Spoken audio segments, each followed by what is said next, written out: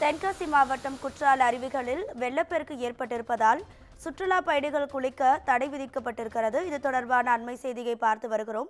மேற்கு தொடர்ச்சி மலைப்பகுதிகளில் நேற்று முதல் பெய்து வரும் மழையின் காரணமாக அருவிகளில் நீர்வரத்து அதிகரித்து காணப்படுகிறது. இதனால் சுற்றுலா பயணிகள் குளிப்பதற்கு தடை விதிக்கப்பட்டுள்ளது. இது தொடர்பான கூடுதல் தகவல்களை நமது செய்தியாளர் விமலவேலன் வழங்கிட கேட்கலாம். விமலவேலன், வணக்கம். உங்க விரிவான தகவல்கள். வணக்கம் ராதியா.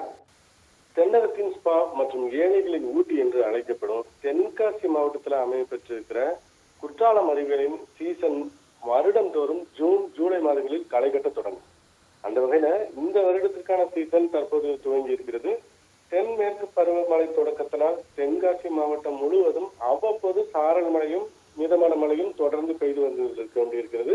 இந்த நிலையில தென்காசி மாவட்டத்தில் வரும் 24ஆம் தேதி வரை மிதமானது முதல் கனமழை பெய்யும் என வானிலை ஆய்வு மையம் தெரிவித்துள்ளது.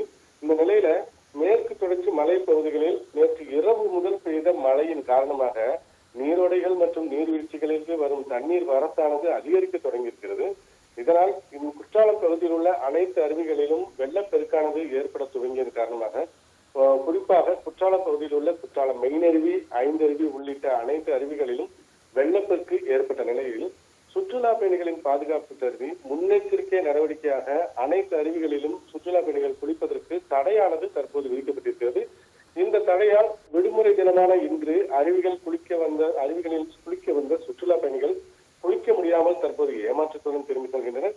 மேலும் நாளை வார விடுமுறை தினம் என்பதாலும் தென்காசி மாவட்ட நிர்வாகம் சார்பில் வருடந்தோறும் நடைபெறும் குற்றால சாரல் திருவிழாவும் நாளை தொடங்க இருப்பதால் நாட்டின் பல்வேறு பகுதிகளில் இருந்து சுற்றுலா பயணிகள் குற்றாலத்திற்கு வருவார்கள் என எதிர்பார்க்கப்பட்டிருந்த நிலையில தற்போது விதிக்கப்பட்டுள்ள இந்த தடையானது நீட்டிக்கப்படுமா என்பது குறித்தும் மாவட்ட நிர்வாகம் அறிவிக்கும் என்பதும் குறிப்பிடத்தக்கது. ராதிகா,